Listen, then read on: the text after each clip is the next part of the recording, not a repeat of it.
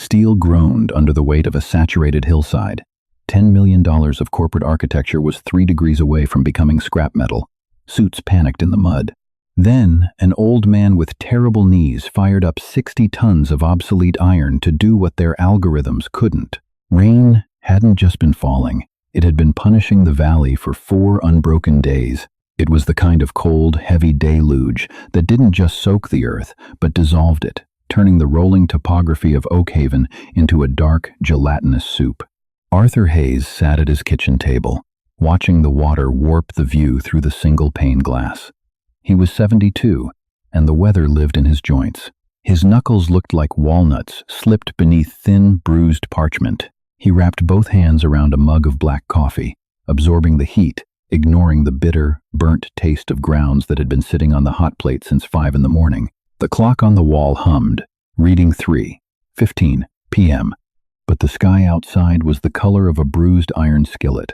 He didn't care about the rain. He had seen floods in '83, and he'd seen the mudslides in '97. The land always survived.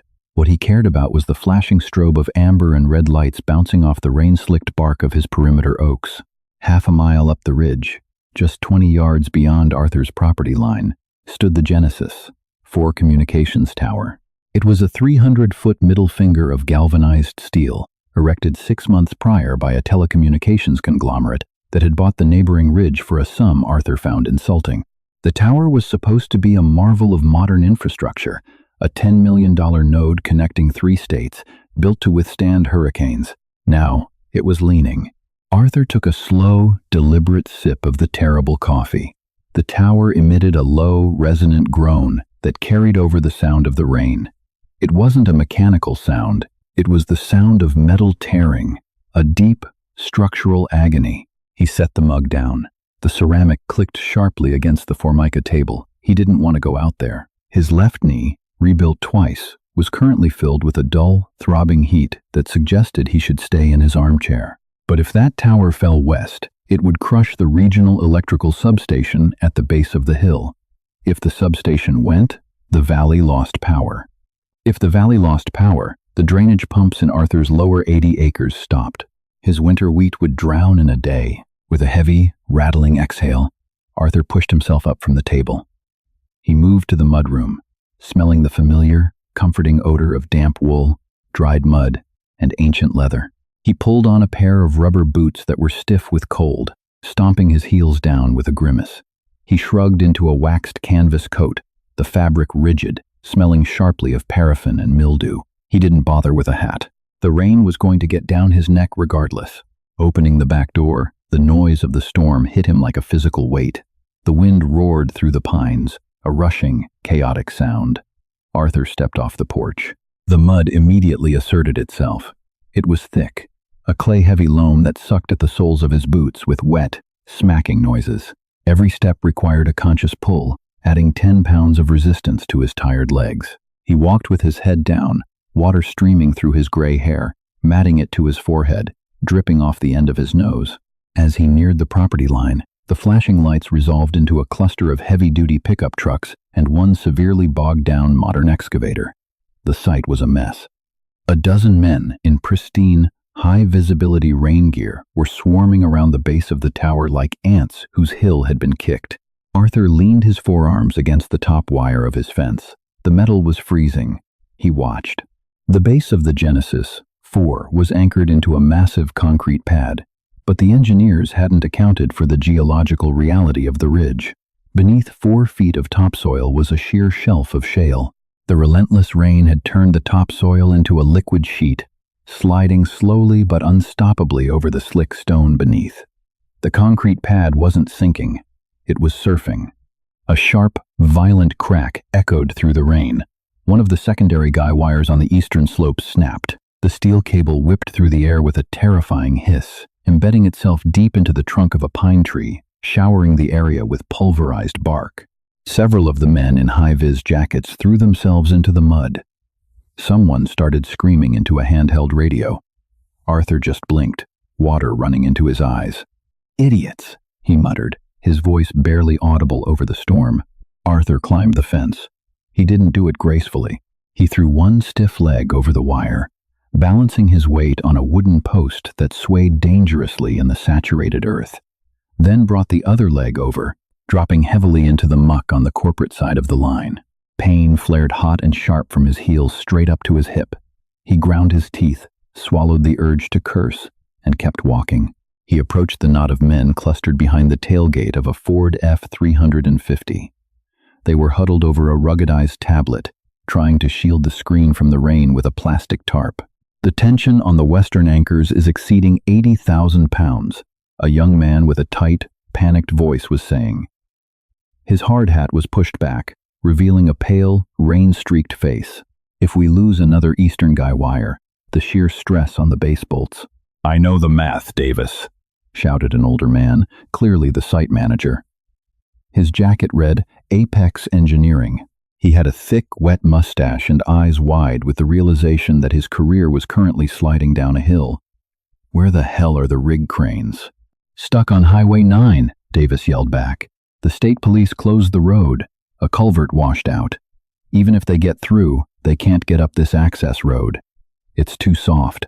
The tracks on the 320 excavator are just spinning. It's just digging itself a grave." Arthur stopped a few feet away. He smelled the burnt clutch tang of the stuck excavator, mixing with the sharp ozone smell of the rain and the metallic tang of stressed steel. "You're looking at the wrong numbers," Arthur said. His voice wasn't loud, but it possessed a rough, gravelly density that cut through the frantic shouting. The site manager whipped his head around, startled. He looked at Arthur, an old man in a stained canvas coat, covered in mud, bleeding slightly from a briar scratch on his cheek. "Who the hell are you?" the manager demanded. "Get off this site. It's an active hazard zone." "I'm the guy who owns the land you're about to drop 10,000 tons of steel onto," Arthur said, stepping closer. He didn't look at the tablet. He looked at the tower. It was leaning a visible 5 degrees toward the valley. The wind caught the lattice structure, making it hum like a giant off-key tuning fork. "We have this under control," the manager lied, his voice cracking slightly. "We have heavy equipment en route. Your equipment is sitting on asphalt 12 miles away," Arthur said flatly. He pointed a gnarled finger at the ground. "And your problem isn't the tension. Your problem is the shear. That whole concrete pad is sitting on shale. You pull it from the west, you just pull the whole pad faster down the slide." Davis, the younger engineer, stared at Arthur. "He's right, Carter. The friction coefficient of the soil is basically 0 right now." Carter wiped a hand across his face, smearing mud over his jaw. "So what do? We don't have the mass to anchor it. The 320 excavator is our heaviest asset on site, and it can't even grab traction to pull tension." Arthur looked at the stuck modern excavator. It was a beautiful, sleek machine, mostly plastic and fiberglass over lightweight steel, designed for efficiency and fuel economy. Its wide tracks were completely filled with slick clay, turning them into giant mud skis. Arthur felt a deep, exhausted ache settle into his chest. He didn't want to do this. He was tired. His bones hurt. He wanted to go back to his awful coffee and his silent kitchen.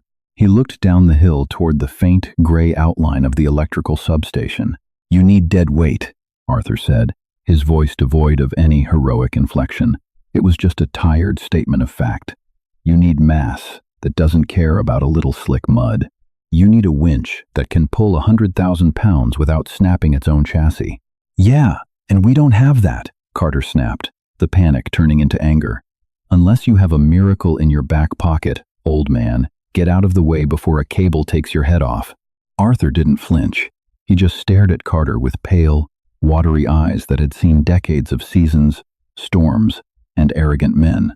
"I don't have a miracle," Arthur said, turning away, his boots sucking loudly in the mud. "I have 2D8S. He didn't wait for a response. He walked back to the fence, the pain in his leg numbed slightly by the freezing rain, calculating the geometry of the cables in his head as he moved. The barn was a massive, corrugated tin structure built in the 1970s. It was the only thing on Arthur's property that looked worse than he did. The metal was entirely coated in a thick layer of russet rust, and the sliding doors groaned in protest on warped tracks. When Arthur hauled the heavy doors open, the interior offered a sudden, drastic shift in atmosphere. The deafening roar of the rain on the tin roof was amplified. but the air inside was dry and heavy. It smelled of 50 years of spilled diesel, heavy gear oil, mouse droppings, and old dusty hay. It was a smell that settled deep in the lungs, heavy and permanent. In the center of the dirt floor sat the twins. They were 1,958 Caterpillar D8 bulldozers.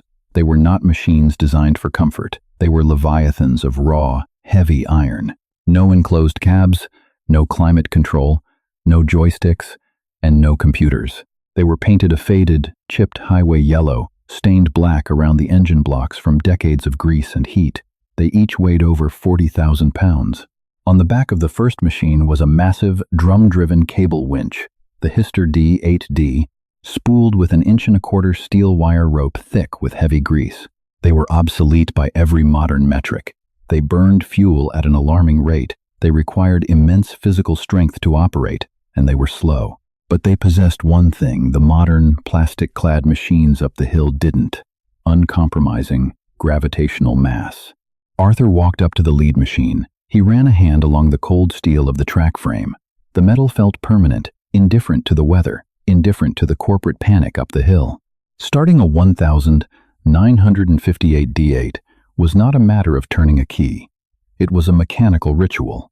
Arthur climbed up onto the heavy steel tracks, his wet boots slipping slightly on the metal grousers. He hoisted himself into the operator's seat. It was a rigid metal pan with a thin, cracked vinyl cushion that offered zero absorption. The control levers stood up from the floorboards like a cluster of iron spears. First, he had to start the pony motor, a small, 2-cylinder gasoline engine bolted to the side of the massive diesel block, designed purely to crank the main engine.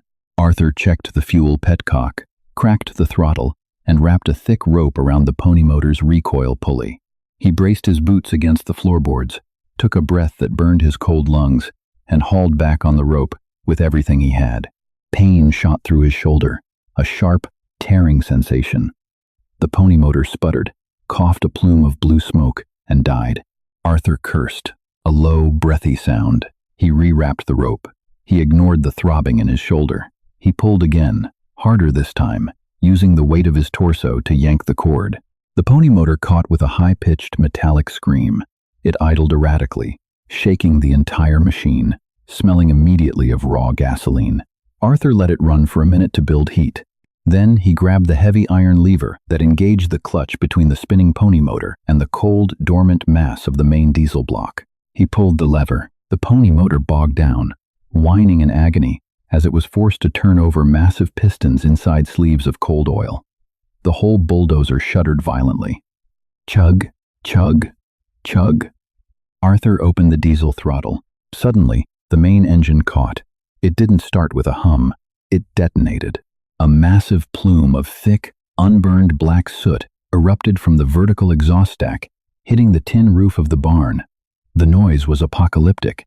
It wasn't just sound, it was a physical concussion that punched Arthur in the chest. The floorboards rattled, shaking decades of loose dirt and rust flakes into the air. The smell shifted instantly from gasoline to the heavy, choking stench of hot diesel and burning sulfur. Arthur killed the pony motor. The big diesel settled into a low, rhythmic, thunderous idle that vibrated up through the seat, rattling Arthur's teeth. He didn't have time to warm it up properly. He grabbed the heavy steel clutch lever by his left leg, squeezing the release grip, and shoved it forward. It required 30 pounds of physical force. He pulled back on the right steering clutch, his biceps straining, and gently opened the throttle. The transmission engaged with a heavy, metallic clank that resonated through the chassis. The D8 lurched forward. The massive steel tracks bit into the dirt floor of the barn, crushing rocks into powder. Arthur steered it out into the storm. The moment the machine cleared the barn doors, the rain hit the hot cast-iron exhaust manifold, instantly vaporizing into clouds of white steam that hissed angrily over the roar of the engine. Arthur sat exposed in the open seat, the rain lashing his face, his hands tightly gripping the freezing iron levers. He drove the beast up the incline toward the fence line. The mud, which had immobilized the modern equipment, meant nothing to the D8. The machine was too heavy to float on the slip plane of the clay. The deep steel grousers cut through the slop, biting directly into the shale beneath, grinding against the stone. The bulldozer didn't glide. It tore the earth apart, leaving deep, churning gouges in its wake.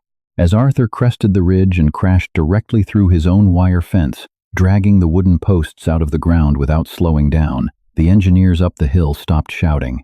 They turned and stared. Through the gray sheet of the driving rain, pushing a wall of mud ahead of its massive steel blade, the ancient caterpillar looked like a resurrected dinosaur of rust and smoke. Arthur sat in the seat, dwarfed by the machine, his face a grim, stony mask set against the weather. He drove it right past the stuck, helpless modern excavator. Carter and Davis scrambled out of the way, covering their ears against the deafening, unmuffled mechanical roar. Arthur didn't look at them. He kept his eyes on the tower. The structure was groaning louder now, a terrifying metallic shriek as another bolt sheared off the base plate, firing into the woods like a bullet. Arthur spun the D8 around, pulling the left clutch hard, the right track grinding the machine in a violent pivot. He backed up until the heavy rear winch was facing the tower, positioning the machine perfectly in line with the failing western anchor point. He dropped the heavy steel blade into the mud. It buried itself 4 feet deep, creating an immovable anchor against the earth. He throttled down, the engine settling into a deep, guttural throb.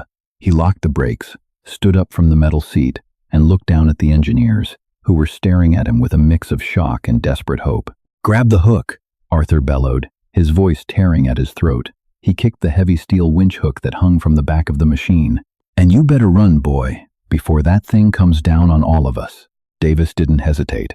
The young engineer scrambled down the slick embankment, slipping to his knees in the slop, his pristine high-visibility jacket instantly coated in thick, brown sludge. He reached the rear of the D8 and grabbed the massive steel eye of the winch hook. He pulled. It didn't move.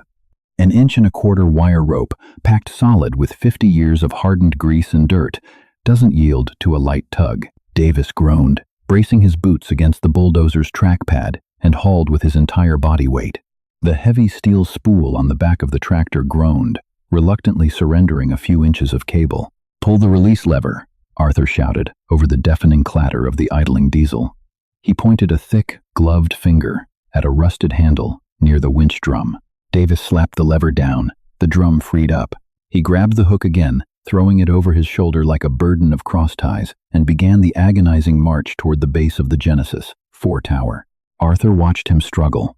The kid was terrified, moving with the frantic, jerky energy of someone expecting 10,000 tons of steel to crush him at any second. Arthur felt a momentary dull throb of pity, but it was quickly swallowed by the sheer physical misery of his own situation. The rain was running in icy rivulets down his neck, pooling in the small of his back.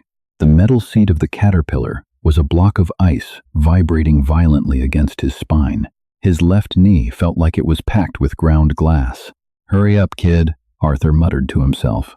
He wiped a mixture of rain and engine grease from his eye. Up the hill, the site manager, Carter, was screaming into a radio, his voice completely lost to the wind and the engine noise. The tower let out another long, agonizing shriek. The structure was twisting now, a subtle torque in the lattice that meant the remaining anchor bolts were taking uneven shear forces. Davis finally reached the failing western anchor point. A massive steel clevis, the size of a man's torso, was bolted to the concrete pad, originally designed to hold a secondary guy wire that had snapped hours ago. Davis shoved the D8's hook through the eye of the clevis. He fumbled with the heavy steel safety latch, his fingers numb and trembling, until it clicked shut. He turned back toward Arthur, waving his arms in wide, panicked arcs. Arthur nodded once. The ritual of tension began. Operating a direct-drive cable winch on a 1958 Caterpillar requires a violent coordination of limbs. There are no hydraulics smoothing out the action. It is raw mechanical power transfer. Arthur stomped his right foot down on the massive brake pedal, locking the tractor's tracks. With his left hand, he gripped the main clutch lever and pulled it back, disengaging the transmission. Then, he reached behind his seat, grabbing the winch control. The metal was freezing and slick with rain. He engaged the power takeoff. The heavy gears meshed with a loud metallic clank that shuddered through the entire chassis.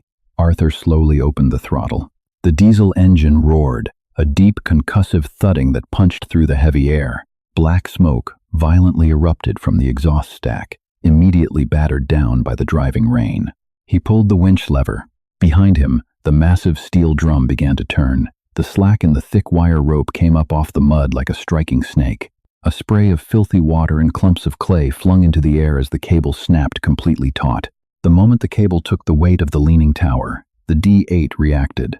Even with the blade buried 4 feet deep in the earth, the sheer physics of the Genesis 4 tower pulling against the tractor were staggering.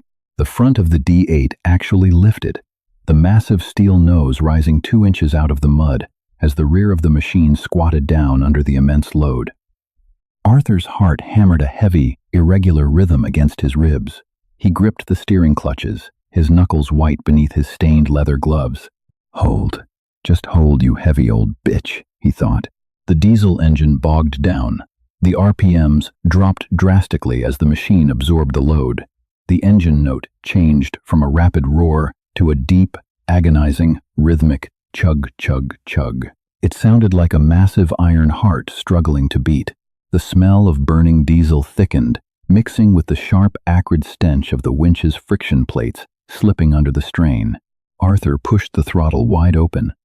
The engine fought back, screaming against the governor. For 10 agonizing seconds, the world consisted only of the deafening roar of the machine, the stinging rain, and the terrifying hum of the steel cable stretching between the tractor and the tower. The cable was vibrating so violently it blurred, shedding flakes of dried grease and rust.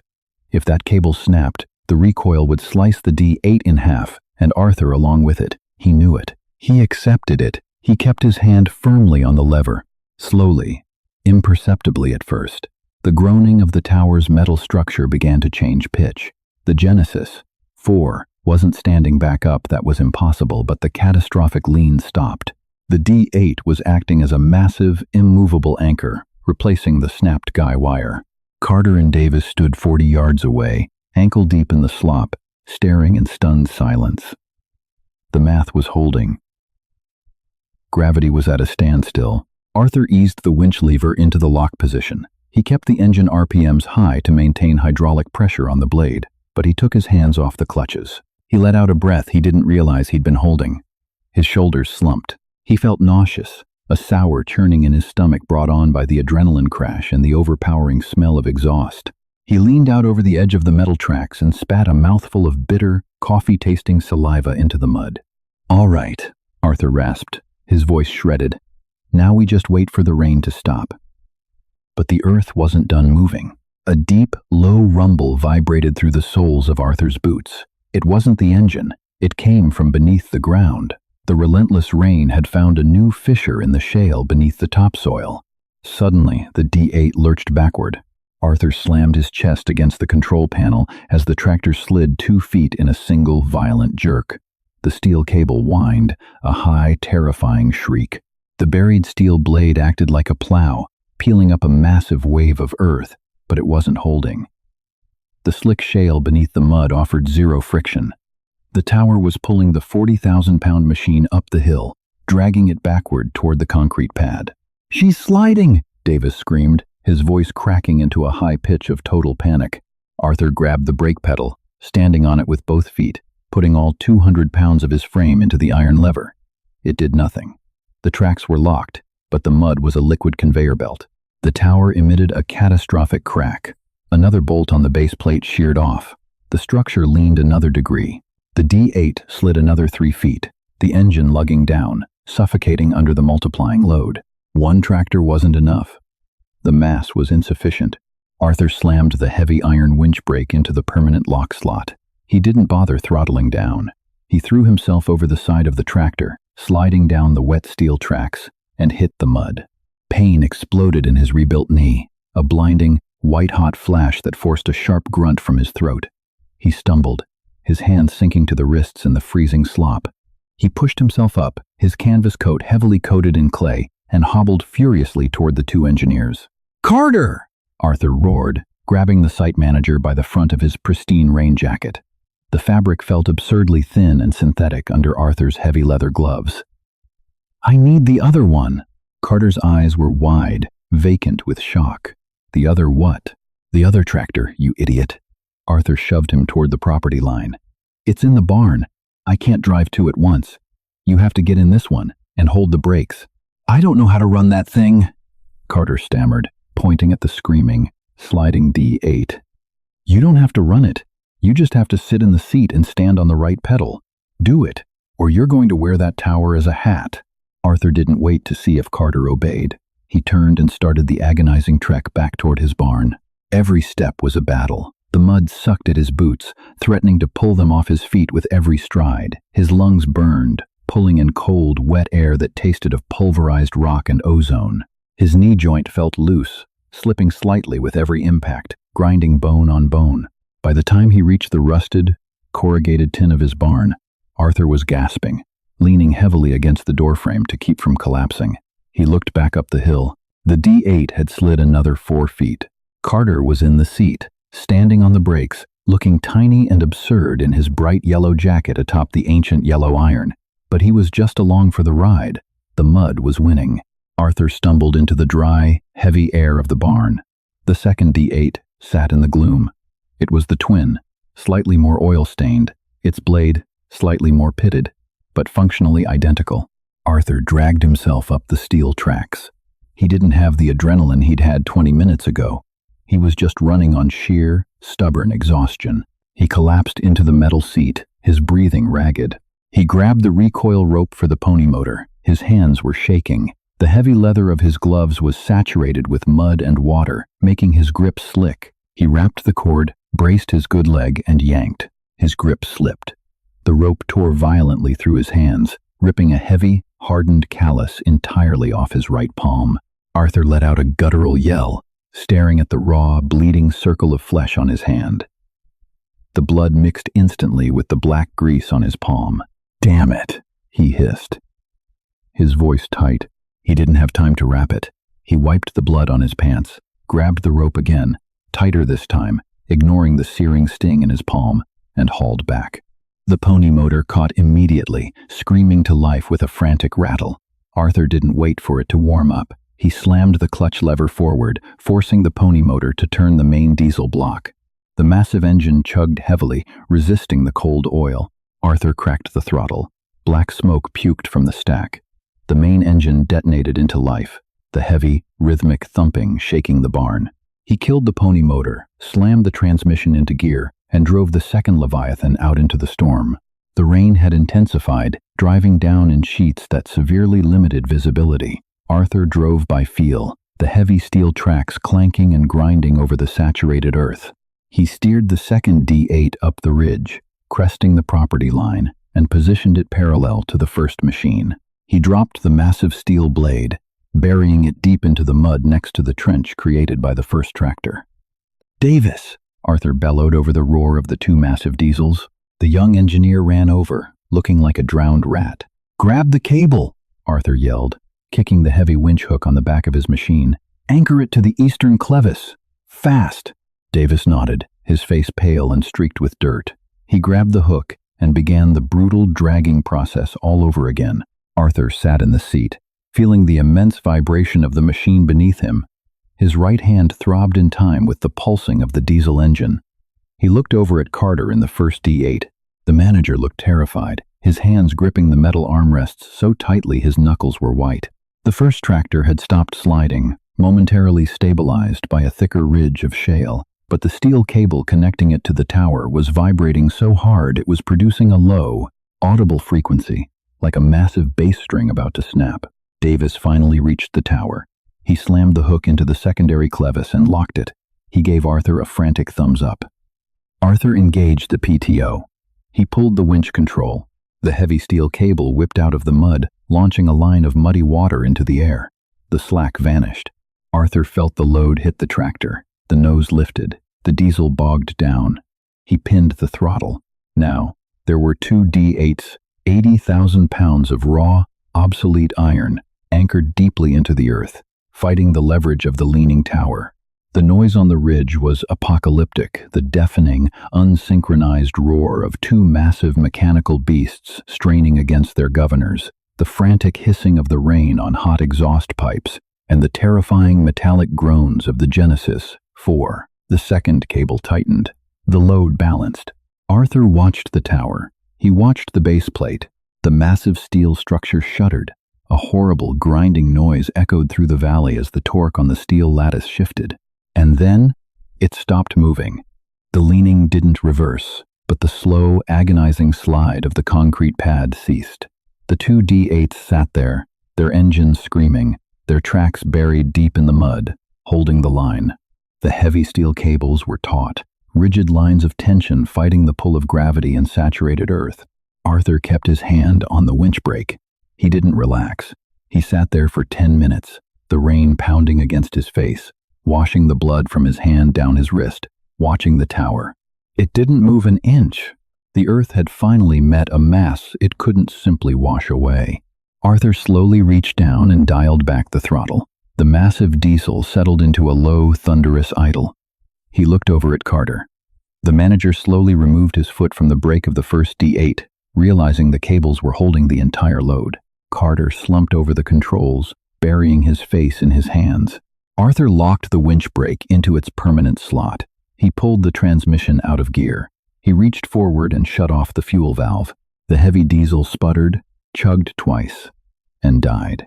The silence that followed was jarring.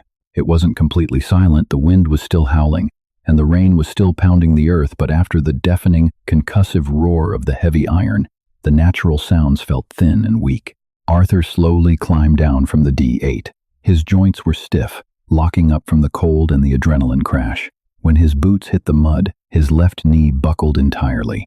He caught himself on the muddy steel track, leaning heavily against the cold iron, gasping for breath.